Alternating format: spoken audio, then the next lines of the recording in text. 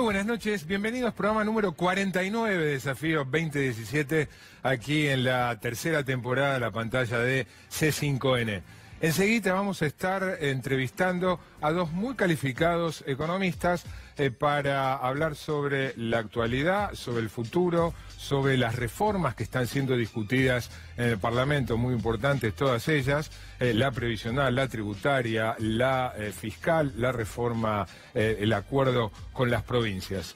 Pero antes de hablar de economía, voy a adelantar que en el programa también nos vamos a referir al conflicto, al conflicto mapuche. Conflicto que ya se ha cobrado dos vidas, la de Santiago Maldonado y la de Rafael Nahuel, dos vidas que todavía no se han esclarecido. Se sabe que Santiago Maldonado murió ahogado, ahora todavía no se sabe cuál fue la responsabilidad que tuvo la Gendarmería. En el caso de Rafael Nahuel, se sabe que murió por un balazo que le ingresó por la espalda, disparado, todo indica, por el grupo Albatros, pero todavía no están identificados los responsables ni qué es lo que pasó, si hubo o no un enfrentamiento, como el gobierno dice que hubo, sin hasta el momento mostrar una sola prueba, sin que haya una sola prueba en el expediente. Pero más allá de el conflicto puntual, lo coyuntural, esto ha sacado a luz varias cosas. Ha sacado a luz, en primer lugar, que hay un conflicto que no estaba muy presente en el resto de la sociedad. Esto ha sacado a luz la inoperancia del gobierno para enfrentar este conflicto. Esto ha sacado a luz una veta autoritaria del gobierno, en el caso de la Gendarmería y en el caso de la Prefectura, queda muy en evidencia. Y además esto ha sacado a luz mucha ignorancia que nosotros, el resto de la sociedad, tenemos sobre el conflicto en general con los pueblos originarios, con los indígenas. Hoy aquí en la columna de José, y curiosamente, a partir de Paturuzú, un legendario personaje de historieta, vamos a tratar de entender un poco más con José Nathanson el problema, la problemática de los indígenas en la Argentina.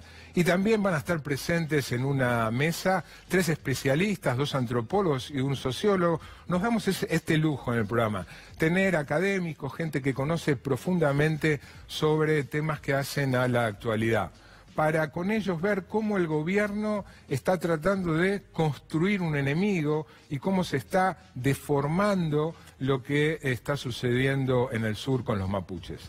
Pero antes, economía, y antes de ir con el exministro de Economía y actual diputado Axel Kicillof y con Rodolfo Santangelo, uno de los consultores más influyentes del sector privado, comúnmente de la City porteña, socio de Melconian en su consultora.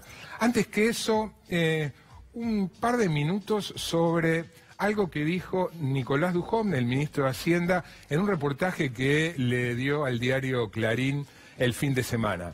El reportaje, él atraviesa varios temas y en un momento le preguntan sobre un dato clave en la actualidad y en toda la historia de la economía argentina, que es el valor del dólar. Le preguntan qué opina él sobre el valor del dólar y ahora vamos a ver en pantalla cuál es su respuesta textual.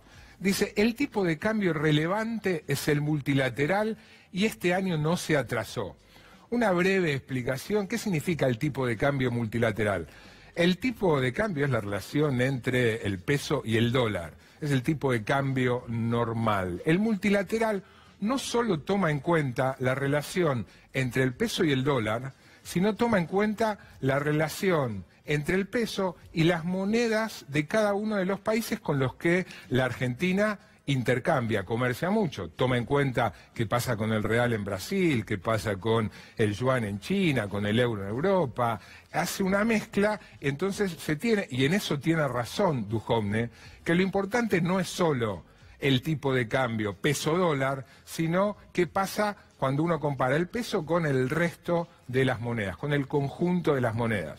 Porque puede devaluar Brasil y eso perjudica la competitividad argentina y eso hay que tomar en cuenta, no solo fijarse en la relación peso-dólar. Ahora, tiene razón cuando dice lo relevante es el tipo de cambio multilateral. Ahora, no tiene razón, se equivoca cuando afirma que este año no se atrasó. ¿Y en qué me baso para decir que el ministro de Hacienda se equivoca en un dato tan básico, tan central? Me baso en datos oficiales. Ahora vamos a ver en pantalla, el Banco Central día a día, todos los días, publica en qué nivel está el tipo de cambio multilateral. Ahí estamos, lo publica con un índice, dice, determinado día, que no es cualquier día, es el 17 de diciembre de 2015. ¿Por qué? Porque ese día se levantó el cepo, el mal llamado cepo, para que no se enoje aquí Kicillof. Ese día se libera el mercado. Si tomamos como el valor del tipo de cambio multilateral de ese día 100, hoy está en 86. Ahora, es decir, un 14% menos que al comienzo del gobierno. Duhovne de todas maneras dijo, este año no se atrasó. Comparemos entonces el tipo de cambio del último día del viernes pasado, 86, contra el último día del 2016, estaba en 90. Es decir, que el tipo de cambio está más bajo, un 5% más bajo que a fines del año pasado.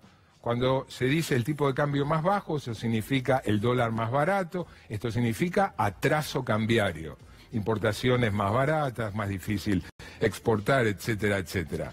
Si uno lo compara nuevamente con el comienzo del gobierno, 86 con 100, el atraso cambiario es del 14%. Es un atraso cambiario considerable. Y si uno va hacia atrás en la serie y se fija qué es lo que pasaba en el 2003, en el 2005, en el 2007, esto está a la mitad. O sea, el tipo de cambio comparado con las monedas más importantes del mundo, hoy está a la mitad de lo que supo estar en su momento. Y eso hace que, por ejemplo, el antecesor de Nicolás Duhovne, Alfonso Prat-Gay, haya dicho el fin de semana que el problema para él más delicado de la economía argentina es el déficit comercial. Y el déficit comercial, entre otras cosas, se explica porque el dólar está barato, y el dólar está barato porque, a diferencia de lo que dijo Duhovne el fin de semana, este año se atrasó y el año pasado se atrasó aún más. Bueno, un buen pie para saludar a los dos economistas. Axel, gracias por venir. Rodolfo, gracias por venir. Gracias a vos. Bueno, la idea es hablar de la situación económica, qué opinan sobre las reformas del gobierno, hablar sobre el 2018, pero antes, ya que quedó aquí el tema dólar, ¿qué importancia le dan al atraso cambiario, si es que coinciden que hay atraso cambiario? Bueno, tenemos un régimen de tipo de cambio libre, flotante, ¿no? Con lo cual el tipo de cambio es una consecuencia, no una causa de problema. Yo diría, más allá de la numerología que presentaste, cuando vos mirás series largas, está claro que tenemos un tipo de cambio por debajo de promedios históricos, más allá de lo que hayan significado promedios históricos. El tipo de cambio es una consecuencia hoy básicamente de dos cosas: de una tasa de interés muy alta, dado que se ha transformado en el único instrumento antiinflacionario del gobierno, dado que la política fiscal no hace su aporte, y del endeudamiento externo. Los dólares que entran. Sí, los dólares que entran, privados o públicos. Yo diría, el tipo de cambio es una consecuencia. El gran desafío a futuro que casi ningún gobierno ha podido resolver en las últimas 20, 30, 40 años es cómo se va a hacer en el futuro para subir el tipo de cambio y simultáneamente bajar la inflación. Creo que ese es un enorme desafío de acá a 3, 4 años, muy difícil de lograr por ahora, por eso tampoco nos vayamos del otro lado. Hoy, si el tipo de cambio subiera de una manera descontrolada, tendríamos aceleración inflacionaria, caída del salario real y recesión, como tuvimos en 2014 y en 2016. Así que no es un tema fácil, es un objetivo de política económica, pero está claro que hoy tenemos un tipo de cambio demasiado bajo. Es interesante esta mesa porque estamos preguntándole a dos personas que tienen una visión muy distinta de la economía. No hace falta aclarar las diferencias de visión entre Rodolfo y Axel. ¿Vos, Axel, acerca del dólar?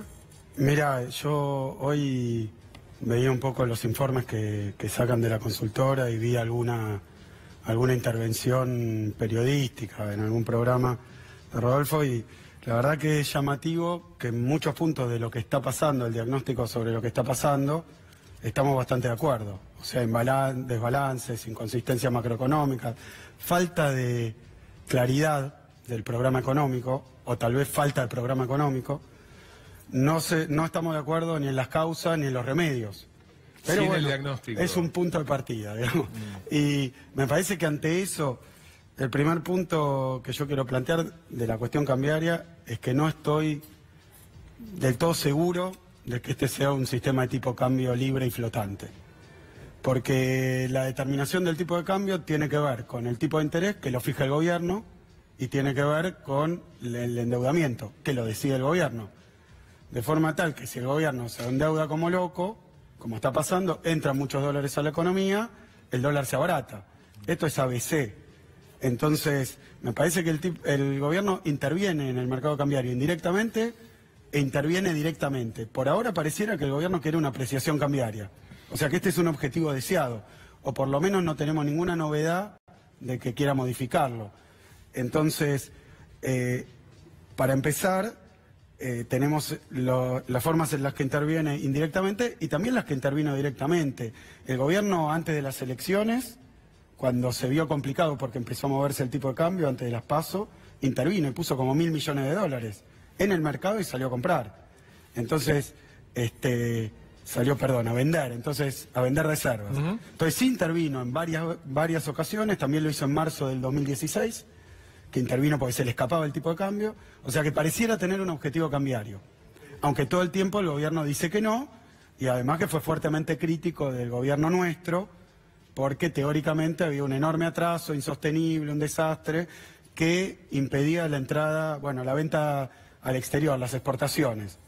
Devaluaron, no mejoraron las exportaciones, para mí por error de diagnóstico, pero además apreciaron después y seguimos peor porque hoy vamos a tener el déficit de balanza comercial más grande de la historia de la estadística del déficit comercial de la Argentina.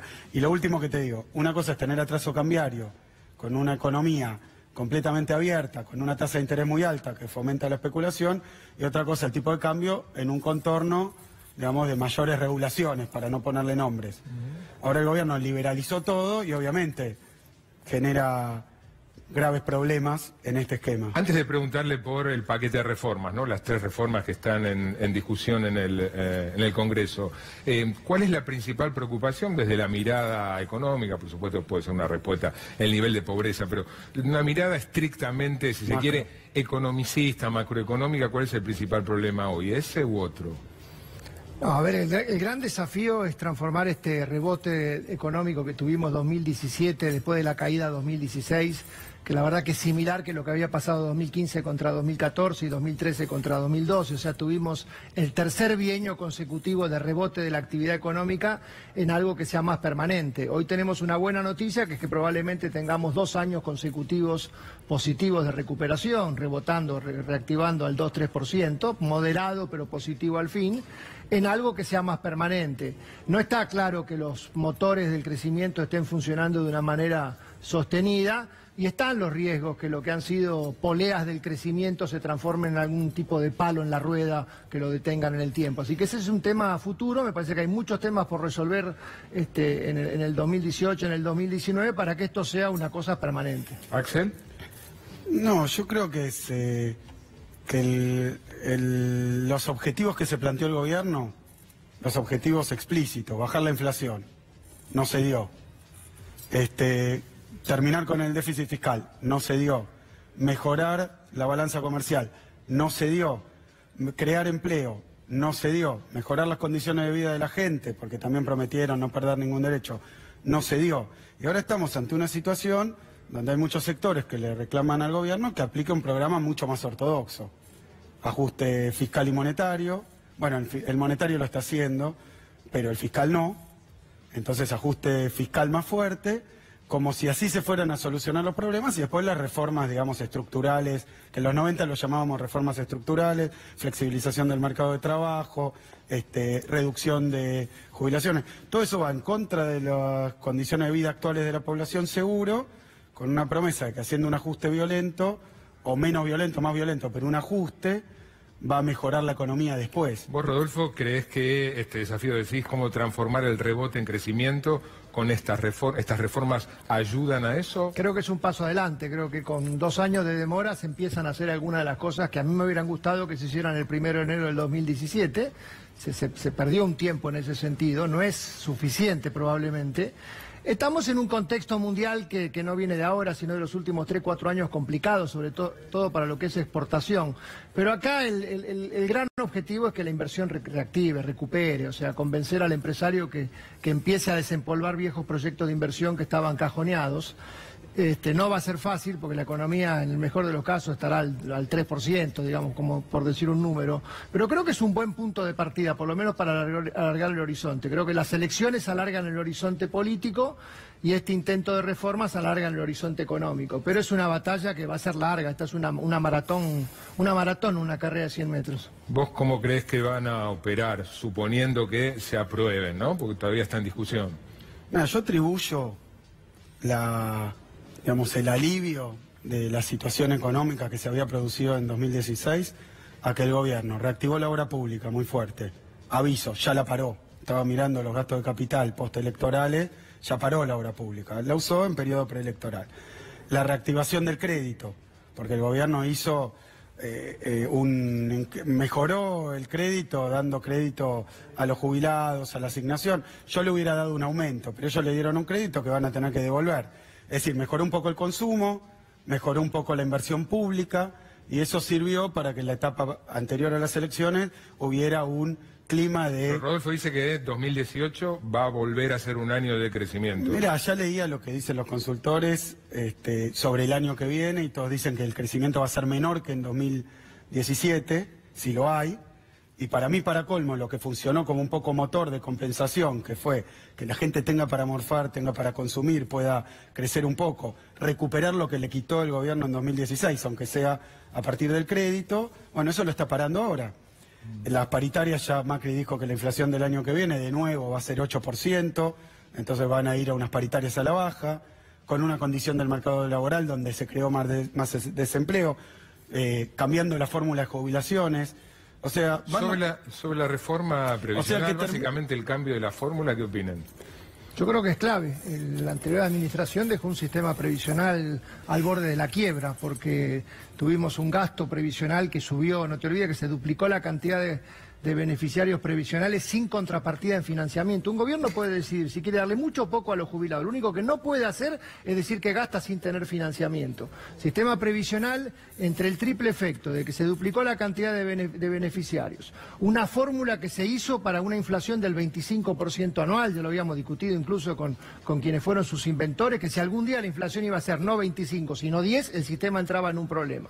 Más el error propio de esta administración, que fue la ley de reparación histórica. Ese triple combo deja el sistema previsional al borde del colapso. Este es un primer intento donde vamos a hacer los números. Acá no se trata de bajar la jubilación en términos reales. Se trata de que los jubilados vayan par y paso con la inflación. Si la inflación va a ser 15, que suba 15. Bueno, si va a ser 18, que suba 18. Vos no podés manejar un gasto público con una fórmula que sale de la cabeza de un funcionario de la administración anterior. Entonces yo creo que es un punto importante reformarlo. Obviamente los problemas estructurales son otros. El problema estructural es el empleo negro, la evasión tributaria, transformar la reactivación en crecimiento, pero me parece que esta es una primer medida para encarrilar la situación. ¿Era inevitable, Axel?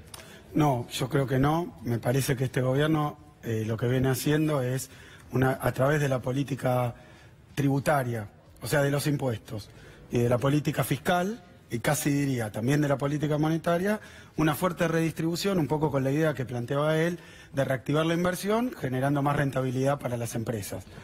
Y también un mercado de trabajo atractivo y una situación atractiva para los extranjeros que vengan a invertir. Bueno, no pasó, y yo conozco muy pocas situaciones a escala internacional donde esto pase, excepto casos muy excepcionales. Entonces yo digo, ¿hoy qué van a hacer? Bajar las jubilaciones. Bajar las jubilaciones con respecto a la fórmula que había. Pero también convengamos que el año pasado se perdieron 10 puntos de jubilaciones. O sea que ahora si la congelan y la igualan a la inflación, lo que están haciendo a unos jubilados que antes, según Macri, tenían una jubilación de hambre, porque lo dijo delante mío, y que por eso él le iba a subir la jubilación, y que lo votaran porque le iba a dar el 82% móvil, en lugar de eso bajar la jubilación. Y al argumento del gobierno, Rodolfo en parte también lo mencionó, el sistema así no se puede financiar. Y a mí me da la impresión de que el gobierno ahora quiere bajar las contribuciones patronales muy fuertemente. La reforma tributaria que está encadenada con la otra. O sea que va a tener menos solidez el sistema previsional. Acaba de hacer la reparación histórica, que yo coincido, aunque probablemente por motivos distintos, pero también fue un fiasco. Entonces creo que si ¿Por qué quiere... un fiasco? No, porque dijeron que iba a llegar a 2,5 millones de beneficiarios, llegó a 1 con mucho menos plata, o sea, probablemente por los motivos exactamente diametralmente opuestos a lo que dice él. Pero yo creo que así no van a solucionar el problema. Todo lo contrario, están ahorrándose 100.000 millones de pesos para el sistema previsional o para el Tesoro, para lo que sea, con lo que están planteando para los jubilados, y el año pasado pagamos 100.000 millones más de intereses de la deuda. El que viene vamos a pagar 100.000 millones más de intereses de la deuda. Vamos a seguir bajando las contribuciones patronales. Vamos a seguir, si quiere recaudar, va a los más débiles. O sea que el problema fiscal no lo va a arreglar así. Aislar el problema previsional me parece un error. ¿Cuánto nos tenemos que...? Déjame decirte dos cosas. Primero, el gasto previsional en 2018, aplicando la nueva fórmula, va a ser más alto que lo que era en 2013, 2014, apenitas inferior, igual al de 2015. Así que no es que vamos a tener un gasto previsional bajado, vamos a tener un gasto previsional altísimo, comparado con casi todos los años de la administración anterior, salvo el último. Y pero jubilaciones más bajas de lo que hubieran sido con sí, manteniendo pero la respecto a una fórmula o sea, tampoco creemos que la economía se mueve con fórmula, la economía se mueve con financiamiento, y el financiamiento no está. Las contribuciones patronales en esta reforma tributaria suben de 17 a 19 para la mayoría de las actividades. Es cierto que baja lo que es un punto del PIB, ellos piensan bajar. Es cierto que baja lo que es ese mínimo no imponible, la reducción de los 12.000 pesos, que va a exigir un esfuerzo de blanqueo del mercado laboral fenomenal. O sea, cuando se llegue al quinto año, se pagan, los empleadores no van a pagar aportes hasta 12.000 pesos actualizados. No, y a partir de ahí solo van a pagar, o sea que afecta a todo el mercado de trabajo. Pero más concretamente esperan ahorrar, o sea, reducir un punto del PIB en contribuciones. El efecto neto va a ser una reducción, según la estimación de que la haya hecho, pero a mí me lo dijo el ministro. Con pocas precisiones, pero esa la conseguí. Van a ahorrar, van a transferirle a quienes pagan las contribuciones un punto del PIB, que van a pagar de menos. Un punto del producto son 5.000 millones de dólares, 6 millones de dólares, más o menos. ¿Cuánto nos tenemos que preocupar del nivel de endeudamiento de 2016, 2017 y lo que está proyectado en el presupuesto para 2018? Mucho, porque el endeudamiento es justamente consecuencia de la falta de reforma del número fiscal. Lo que no se puede es criticar ajuste y criticar el endeudamiento, porque una de las dos cosas no existe. Acá lo que hay es un déficit fiscal que 2014, 2015, 2016, 2017, 4 años más o menos fue el mismo nivel, en promedio no cambió nada, sobre todo el número primario, donde sí cambia la forma de financiamiento. Antes se lo financiaba con caída de reservas, cuando las reservas del Banco Central llegaron casi a cero, se cambia por endeudamiento. Cualquier persona, cualquier pyme, cualquier comerciante sabe que bajar un activo, subir un pasivo es casi lo mismo. Bueno, acá se está subiendo el endeudamiento. De la misma manera que estábamos muy preocupados por la caída de reservas, ahora estamos muy preocupados por el endeudamiento. Adicionalmente, el problema es mayor porque es externo, no interno. No es que Argentina tiene un mercado de capitales gigantesco a la Chile, a la Brasil, a la Colombia, donde ir a financiarse. Tiene un mercado de capitales muy chico y entonces el endeudamiento externo. Y eso genera muchos problemas. Así que sí, yo creo que es una preocupación. Todavía no es una preocupación para mañana, pero tiene que corregirlo en los próximos 4 años seguro. Y para vos se corrige por el lado fiscal. Es que no hay otra. O lo corregí por el lado fiscal o lo corregí por el lado de la inflación. Argentina, el gobierno de Macri tuvo una ventaja que es una desventaja. A ver, quiero explicar esto con mucha precisión porque es muy delicado. Tuvo una ventaja que es una desventaja que es una ventaja, que la bomba no explotó. O sea, históricamente los programas económicos de Argentina, incluyendo, por ejemplo, el que empezó el gobierno de Kirchner en 2003, previamente había habido alguien que había hecho la tarea sucia, que había hecho el plan Bonex, el corralito, la devaluación. Acá no hubo eso. Entonces hay que empezar todo mucho más delicado. Al no haber habido ajustes inflacionarios, el Rodrigazo, todo es más delicado, todo es más lento, todo es más gradual, pero hay que hacerlo. Porque o tenés inflación o tenés endeudamiento, Axel, mucha alternativa no hay. Rodolfo dice que o nos endeudamos o ajustamos fiscalmente. Mira, ¿Hay alternativa? Mira, yo creo que sí, claro, pero lo que yo veo del razonamiento de que tenemos que hacer un ajuste muy fuerte es que todo el mundo sabe, por menos keynesiano que sea o por menos que crea en estas cosas, que el ajuste también tiene un elemento recesivo. como está pasando con el consumo.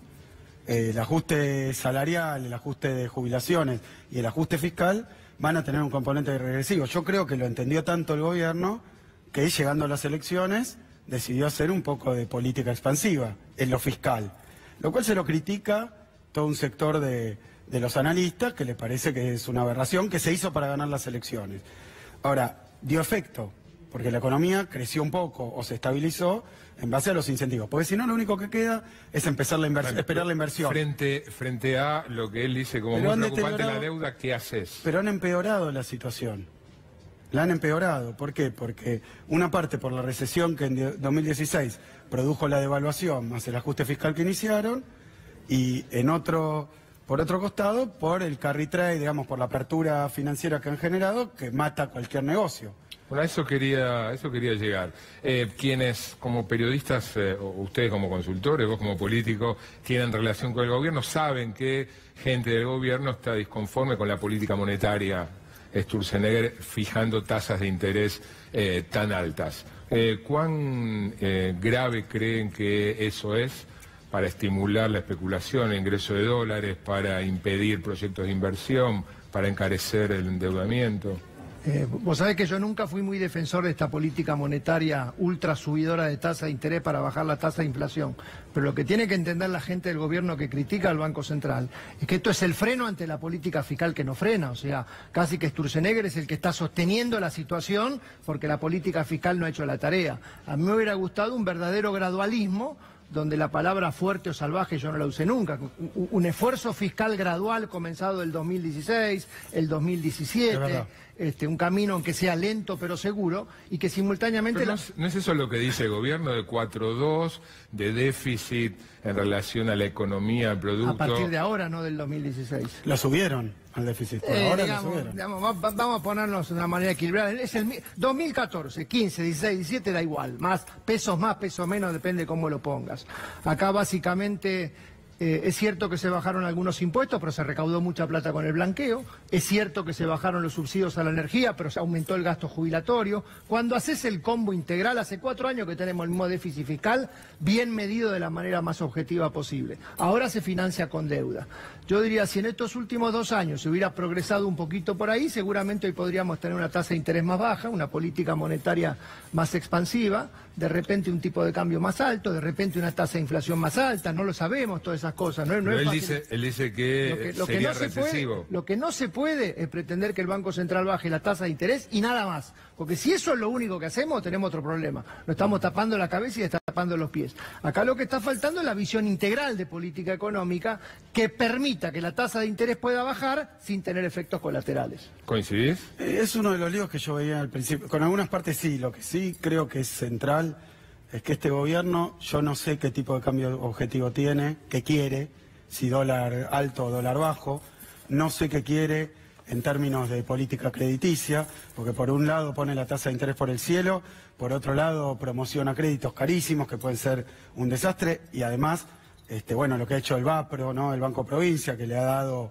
descuentos a sus consumidores. Es decir, tiene una política que para mí va para un lado, corren para un lado, se le desequilibra, corren para el otro. Entonces es muy difícil explicar cómo se sale de esto con esta situación. Yo coincido, me parece que ellos han, en las elecciones 2015 y ahora también dicho que quieren generar empleo, generar industria, generar crecimiento, bajar la inflación, mejorar las exportaciones. Bueno, nada de eso pasa y no se ve que haya ningún tipo de reacción. Yo creo que lo de la tasa de interés, y lo ha dicho, por ejemplo, Carlos Rodríguez hace poco, el rector de SEMA, que lo que están haciendo con la tasa de interés ya no es una cuestión de, bueno, está teniendo un efecto, no lo está teniendo. Yo no estoy de acuerdo ahí, me parece que tienen una tasa de interés por los aires que nos vienen a decir de afuera, qué lindo, cómo timbeo con la Argentina. Entonces acá o ponen alguna traba al ingreso de capitales, porque tampoco podemos tomar dólares para que después lo pasen a pesos. Bicicleta. Y bueno, pero hay una bicicleta desenfrenada. Y la verdad que eso creo que lo reconocemos todos. Me parece que eso no tiene éxito antiinflacionario, no tiene éxito expansivo, no trae inversiones, no sirve para nada. Rodolfo, Vos Axel. fíjate que la tasa de interés en realidad es igual que la que tenían ustedes en el 2015, o sea, muy parecida. Lo que Pero pasa con es que restricciones al ingreso de capitales, bueno. En aquel momento no había ingreso de capitales, o por restricciones o por desconfianza, teníamos dólar dual, dos tipos de cambio. Entonces, de repente, los problemas de atraso cambiaron los teníamos en el dólar oficial. Hoy es otro modelo pero parecido en cierto sentido. La tasa de interés... Ahí me asusté, pero... Y bueno, es que tenés que saberlo, porque la verdad que, por ejemplo, 2016 fue idéntico a 2014. Y 2017 muy parecido a 2015.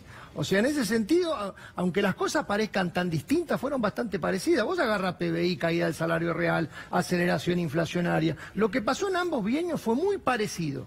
Hoy tenemos una esperanza, un pronóstico, no un deseo, que tengamos 2 años positivos seguidos, 17 y 18. Nada del otro mundo. Yo creo que algunas cosas están pasando, la inversión está empezando a recuperarse, lento. Hay sectores como la energía, el agro, la construcción. Yo sé que a vos no te gusta, pues son siempre los tres los mismos, pero los tres de siempre, como que faltan otros sectores. Pero esos empezaron. Pero claro, el desafío es que esto se transforme en algo más permanente. A los dos, Axel, Rodolfo, gracias por venir. Gracias a vos. Dos economistas, visiones muy distintas, dialogando, intercambiando ideas de manera muy civilizada, muy constructiva. Vamos a una tanda y cuando volvamos pasamos de los economistas a los sociólogos y antropólogos. ¿Para qué? Para entender un poco más el conflicto mapuche, el conflicto de los pueblos indígenas en general. Enseguidita.